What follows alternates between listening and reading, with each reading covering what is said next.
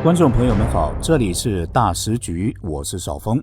北京权力风暴来了，中共四中全会还没结束，最新爆料已经炸翻全网。中共军委主席要换人，中共军委副主席竟然是胡春华，这意味着什么？意味着习近平可能正在被架空。传闻中的新军委名单颠覆性十足，张又侠坐镇军委主席，胡春华与刘振立出任副主席，四大军种陆海空火箭军齐齐换血，这不是例行调整，这是掀桌子的节奏。评论员蔡胜坤说的直白，习一旦失军权就等于失党权，但他也补了一句，现实恐怕会让人大失所望。而前海军中校姚成更狠，拿不拿下习只在张又侠一句话。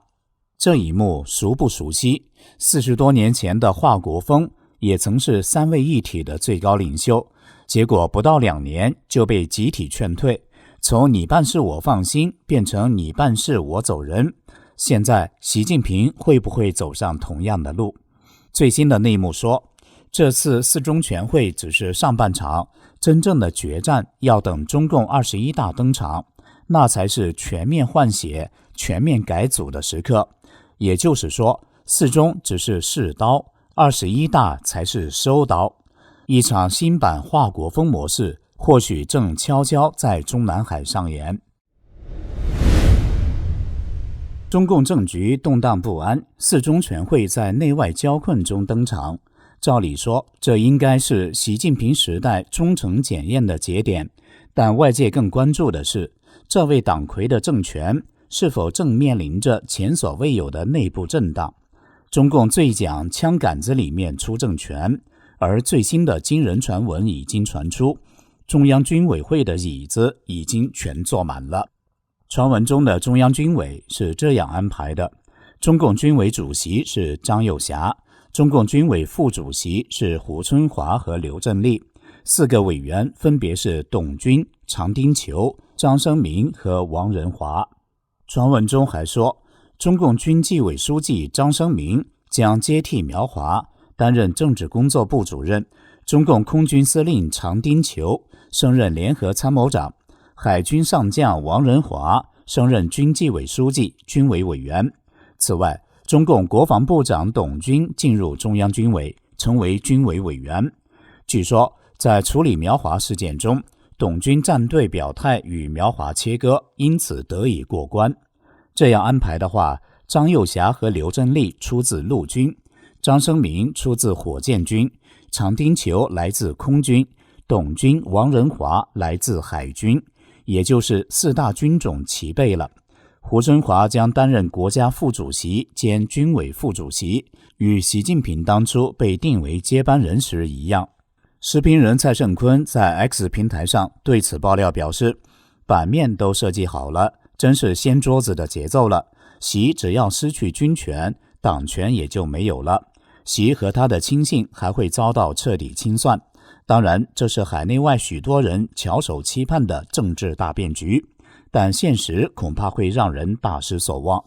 原海军中校参谋姚成也在 X 平台上发文，拿不拿下习只是张又侠一句话的事，顺天应人。但为什么到现在还是不动手？一方面是要顾及程序合法，二是先礼后兵，仁至义尽。但是在目前权力不明朗的氛围里，任何形式的加官进爵可能都不是好事，因为没有人敢真的高兴，只有变局前的恐慌。就像在习近平时代的加官，现在都变成了加刑。习近平的任期才过半，习家军已被大规模清洗，党政军人马接连出事，今天被提拔，明天可能被查，前脚刚宣誓效忠，后脚就成了腐败分子。在今天的这场豪赌中，如今的中共高层恐怕人人自危。还有爆料消息称，中共四中全会只是这场权力终极之战的上半场，下半场将会很快上演，那就是中共的21大。中共四中全会上半场的较量，能换掉的人员数量是有限的，可能只完成一部分，而在中共21大下半场上才能进行全面的大换血。这样一来，新的权力结构才能最终成型，而且21大很有可能提前召开。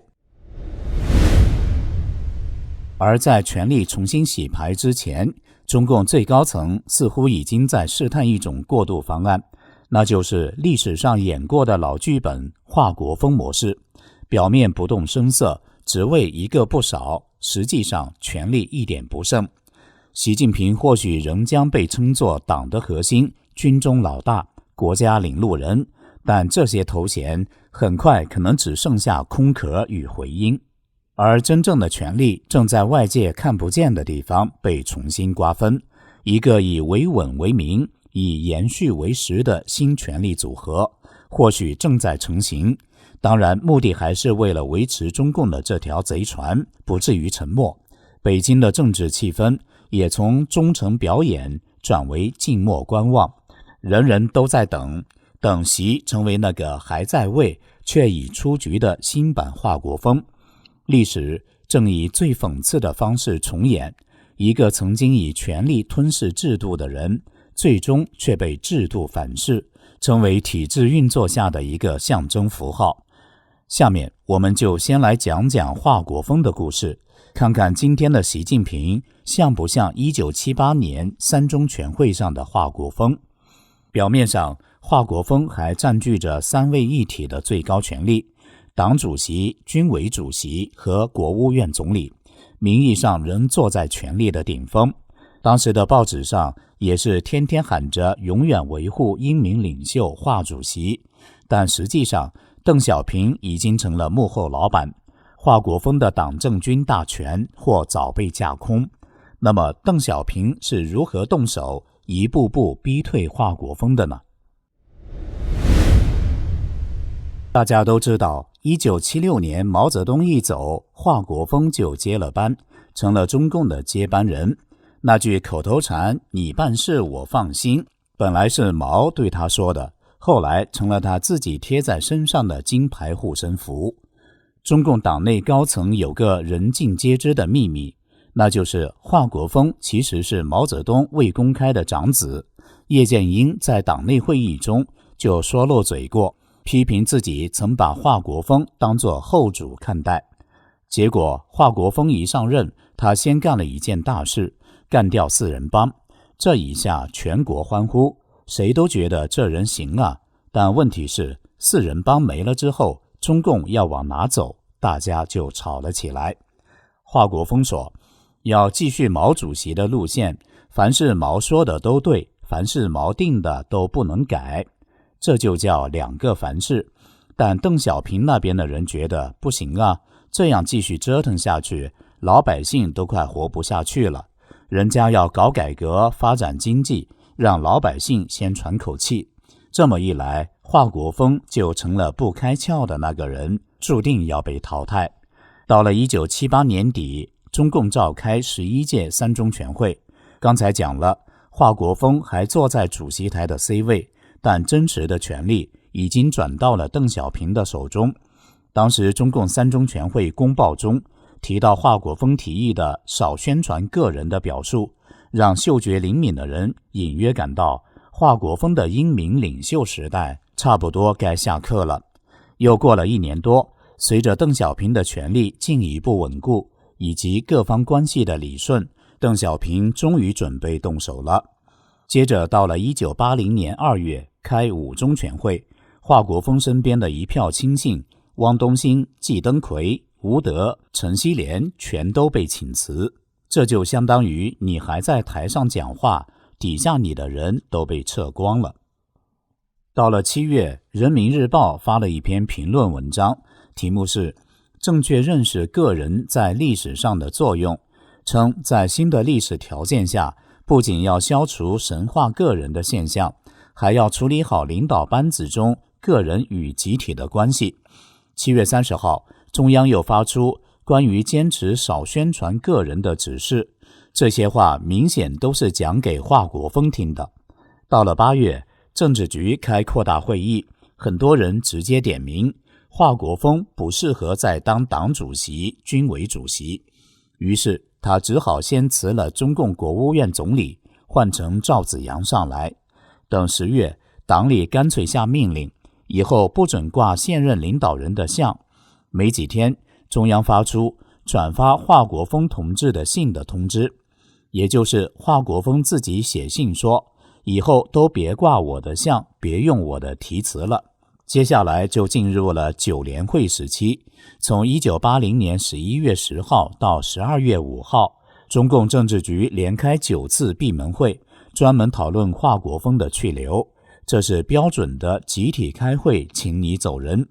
在第一天的会议上，华国锋自己提出辞去所有职务，但明眼人都知道这是被逼的。在最后一天的会议上，华国锋表示欢迎大家对他的批评，并再次提出辞去党主席和军委主席的职务，提出在6中全会以前不再主持中央政治局、中央常委和中央军委的工作。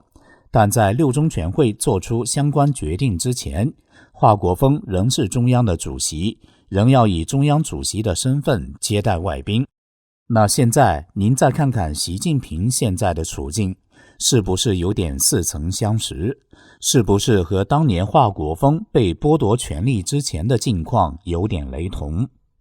当年邓小平利用集体的力量，请华国锋一步步地走下台面。今天的党内也在等一个新共识的时机，历史不会完全重演，但总会押韵。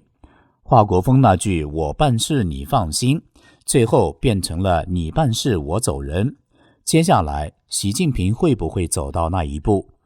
中共4中全会很可能就是采取了华国锋模式来冷处理习近平的权力，也就是说，习近平表面上可能保持全部职位，但是实际权力都被架空，使他成为一个真正的傀儡。今天的中共政治可能正进入一个过渡期，权力表面稳定，实则在重组，领袖仍在台上，但角色已在转化。那么如果有一天习近平真的从前台退下来，那么坐上去的那个人会是谁呢？内幕太机密，官方密不透风，想看门道就得从他们自己放出的信号中寻找蛛丝马迹。中央4中全会之前，一贯讲究政治绝对忠诚的官媒新华社和央视居然发生分歧，对习近平出现了不同调的报道。新华社大力吹捧，央视低调处理。有分析认为，新华社的背后应该还是习的亲信，主管宣传的蔡奇在掌舵，新华社的笔杆子还在顽抗到底，而央视则更可能在中共元老派张又侠的控制之下。电视影响力大，传播面广，谁能掌控它，就能影响民意与官场风向。那么央视为什么要压习近平？官媒报道的内容是习近平连发的2封贺信，一封给中国农业大学庆祝建校120周年，另一封给联合国粮农组织纪念人家80岁生日，都和农业有关。可是这张农业牌，元老们是要留给胡春华打的。农业、农村、农民这3农一直是中共的根本盘。胡春华早年就一直在这个领域里深耕。2018年，胡春华任副总理时就主管农业与扶贫。如今作为中共政协副主席，他还在干着副总理任内曾主抓的3农细活。这从胡春华近期高调繁忙的行程中可以看出，都在他原有的任务带上奔波。也就是说，胡春华正在拿农业做文章，为自己铺路。之前还有爆料，如果胡春华接班，将重启乡村振兴战略。乡村振兴一直是胡春华和另一个热门接班人汪洋的招牌工程。当年2人力推这一战略，核心目的就是提振中国乡村的经济与文化，缩小城乡差距，缩小贫富悬殊。而习近平在这个时候突然又致信农大，又贺电粮农组织的，也来关心3农了，这不是抢了胡春华的戏吗？如果元老派真在背后掌权，那肯定是要压压习近平的风头。所以当新华社继续吹，而央视选择冷处理，从中共军方的闪电出手换将，到华国锋模式的可能重新出现，再到可能提前召开的中共21大，一场牵动中南海命运的大戏正在进入最关键的时刻。四中全会也许只是序章，最后的决战将会在21大落幕。这里是大时局，感谢您的陪伴与思考，请订阅分享并打开小铃铛，一起在动荡中坚守真相，在黑暗中点燃希望。